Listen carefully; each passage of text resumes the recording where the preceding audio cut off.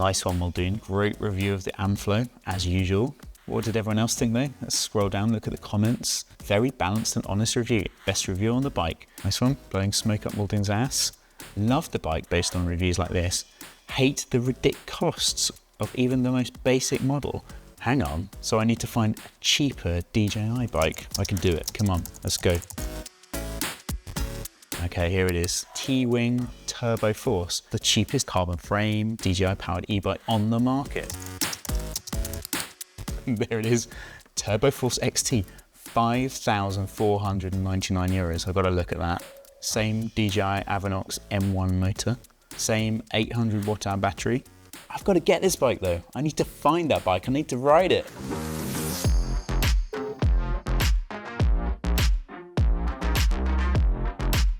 Okay, let's cut the crap. This is the latest Teewing Turbo Force. The range starts from a little bit more than £5,500, and that makes it the best value DJI powered bike, bar none. Okay, I'm going to say that a different way. This bike has the best power to price ratio of any e-bike out there, and that alone makes it really blooming interesting. Okay, so the bike I have here isn't actually the cheapest bike in the range. It's not a little over 5,500 quid bike. It's a 6,700 pound bike. To be honest, I made a mistake. I didn't realize that until I got here today because it looks so bloody similar to the cheaper bike in the range. It's got the same frame, it's got the same motor, got the same battery. Even the paint job on the bike is exactly the same. It's got the same fork, got the same shock, got the same wheels, got the same tires. And this bodes really, really well if you're looking to buy the cheaper bike in this because, you know, why buy the more expensive bike? There's only a few changes and they don't make that much of a difference. So we'll get to that later. What I'm going to do today though is I'm just going to talk you through the bike. We're going to weigh it first of all, then I'm going to measure it. I'm going to measure the geo and then I'm going to measure the travel and see how that compares with Muldoon's Amflow because let's be fair, that's what we want to know. We want to know, is this cheaper bike better or comparable with the Amflow? And one more thing, big thanks to a good friend of ours who received the bike in multiple boxes, built it up, bought a motor and a battery for us, put it together and drove it 5 hours down south so we could test it here. Okay, the next thing to do is weigh this thing. The Amflow was 21.5 kilos in size large. This bike is also in size large. I've got every reason to believe it's going to be 21.5 kilos too because it's got the same motor, it's got the same battery, it's also a carbon frame, and it's altogether pretty similar. So let's get it on the scales and see how it does. Oh, 21.9, a little bit heavier. Guess that's to do with the drivetrain and the frame. The linkage is probably pretty heavy. A little bit heavier than the Amflow. I'm quite surprised. Interestingly, someone was asking us how much the Amflow would be if it was built up like a burly kind of enduro rig. You know, if it had like a 38 on it, if it had a coil shock on it, if you put enduro wheels on it and downhill tires. And I weighed it up and you're adding about 1,300 grams or something if you do that. So if you take this bike, do the same kind of thing, you could turn this into a 24, just over a 24 kilo bike. Super burly. Just thought that was interesting. So I've got it in the stand now and we can have a proper look at this bike. I actually think it's a lot prettier than the Amflow. It's got this kind of, I guess you call it a Trek Fuel EXE kind of layout, except it obviously doesn't have the ABP pivot. It's got a pivot on the chainstay there. So it's like a classic 4-bar suspension. They've not reinvented anything there. It's pretty normal. Different from the Amflow as well, and they have a vertical shock in this bike. The Amflow, I think it mounted here or something, which is cool. I think it looks neater and it gives you more space in the front triangle so you can get a bottle in there, get tools and stuff. That's pretty cool. There's actually bolts right there. So you can, you know, hang a tube off there or a tool. Do you know what? Actually, it also looks like the GT Force. It's really interesting that they call this bike the Turbo Force. So maybe they were looking at the GT when they named this bike. Who knows? Okay, I want to talk about the travel on this bike. The rear, it's 150mm travel, exactly the same as the Amflow, and the fork is 160mm as well, exactly the same travel as the Amflow. The next most exciting thing to talk about is the Deluxe Select Plus shock on this bike. I think it's going to be a really good shock for this bike actually, And interestingly, like I said before, it is the same shock as you get on the budget bike, the 5,500 quid bike. So you're getting the same suspension as on the cheaper bike. That makes, that makes a pretty convincing argument for getting the cheaper bike. It's the same on the front. You get the same fork. It's like a Lyric base here, so nothing fancy. But again, this mid-level bike has the same fork as the cheap bike in the range. So again, why would you get this mid-level bike? Why wouldn't you just get the cheaper bike? On the shock, you get a pedal platform, so you can firm it up when you're pedaling uphill. You get rebound, and obviously you get to set your sag. There's sag measurements on the shock, which is cool, so you can set that up pretty easy. And then if it comes to the fork, again, you get a compression adjust on the front, so you can firm it up. If you think it's not holding you up enough, you get to set the spring rate, obviously with air, and at the bottom of the leg, you get to set the rebound as well. Okay, you probably spotted already this is a 29er, front and rear. And also, there is no flip chip anywhere on this bike, so they want you to run it 29er. Unlike the Amflow, where you could swap the rear wheel out, you could get a 27.5 in there and mullet it. I might do that anyway though, because, hey, why not? Moldin did it with his bike without using the flip chip to, drop it. He dropped it maybe 10 mil, the BB 10 mil to mullet it. So that might be fun to try with this bike, see if that works. A word on the wheels as well. I have never heard of these wheels before. I think they're, what are they called? Brio, which must be Teewing's own brand, I guess. They feel pretty slow to pick up. They also feel pretty heavy. When I had the front wheel out, it felt like a bit of a lump. The spokes are straight spokes as well. So I'm not holding much hope out for the wheels, if I'm honest. We'll see how they go. The tires, again, exactly the same as the Amflow had. You get a dissector on this bike with Exo Plus casing, which is hugely inappropriate for an e-bike. That's going to have to come off.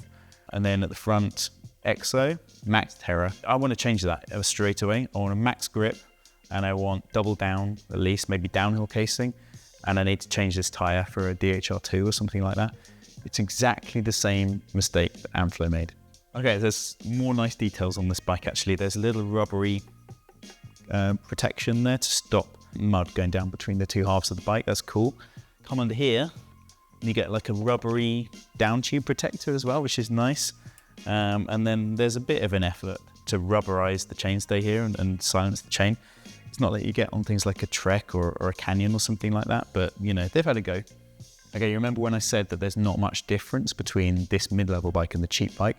One of the only differences is in the drivetrain. So on this bike, you get mechanical GX, SRAM GX, and on the cheap bike, they call it XT, and surprise, surprise, you get a Shimano drivetrain, which is really confusing because I've always kind of, equated XT with about the level of GX. I'd say they're pretty comparable on performance, and yet you're paying like, more than £700 more to get this bike than the cheaper bike.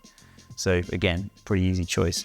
Except that also you get a carbon bar on this bike, and you get what Teewing calls their Enduro stem, which I guess maybe is slightly stiffer. You also get an X Fusion dropper post on this mid-level bike. Forget what it is on the cheaper bike, something I've never heard of. The next thing I want to say is actually this is slightly disappointing. The charging port on the Amflow was like a cool little magnetic door, closed itself when you were done with it, whereas Teewing's gone with this like weird grommet bung thing, which is okay, I guess, but like nowhere near as cool. And of course you get the DJI top tube display here as well, which is really neat. It's touchscreen, so you can swipe it around and you get to control it from here.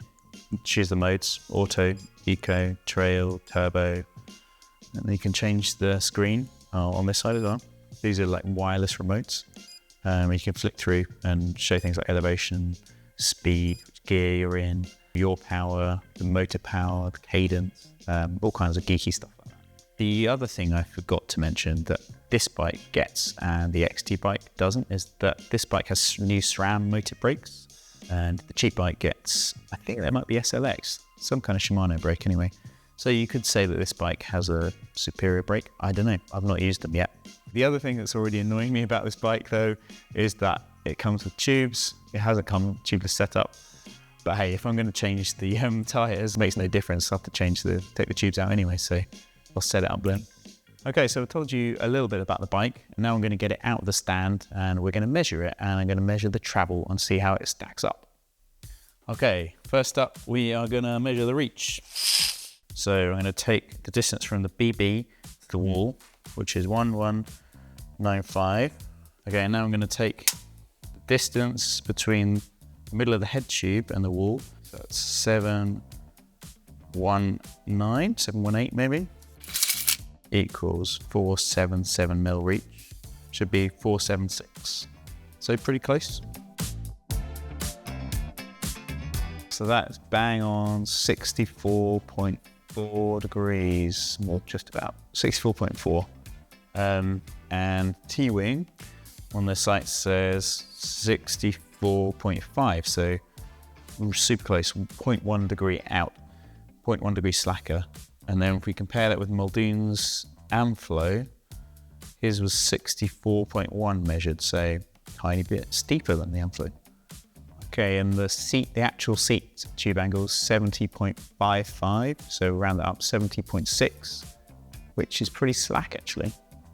Okay, and now I'm going to do the effective seat tube angle, which is much more useful measurement. It's going to give you the real angle that you're going to be pedaling at. And on this bike, it is 77.3. And Teewing says 77, so yeah, bang on. And the Amflow was 76, so a tiny bit slacker. So the head angle is a tiny bit slacker on the Amflow, and the seat angle is a tiny bit slacker on the Amflow.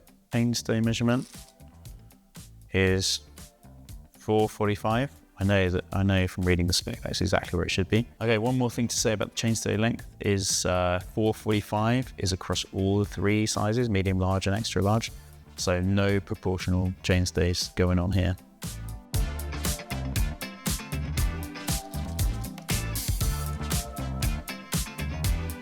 Okay, that's 1272 minus 4 because we're using an 8mm to help me at that end. So 1268 mil wheelbase. And they list 1258, so 10 mil longer than Teewing reckons. Muldoon's Amflow wheelbase 1257. So I've got a 10 mil longer bike. Way, I win. So that's 344, which is pretty much spot on. I know Teewing says 345, so yeah, bang on. And I also know the Amflow is 341, so this is a teeny bit higher. Last thing, I'm gonna measure the actual vertical rear wheel travel. So I'm gonna measure the height of this when there's air in the shock, and then I'm gonna let all the air out. I'm gonna crank it down as hard as I can, and then I'm gonna measure the height from here to here. And that's gonna give me the height difference and the travel of the rear wheel. So that measures 748. Yeah, so that's full compression, or as compressed as I can get it, because this is absolutely solid. But if you look in here, Butch, there's still a little bit of travel left. I can't compress it any further. And the last thing I'm going to do is I'm going to redo that top measurement again, see if I can squeeze the last few mil of travel out of this bike now that it's been compressed.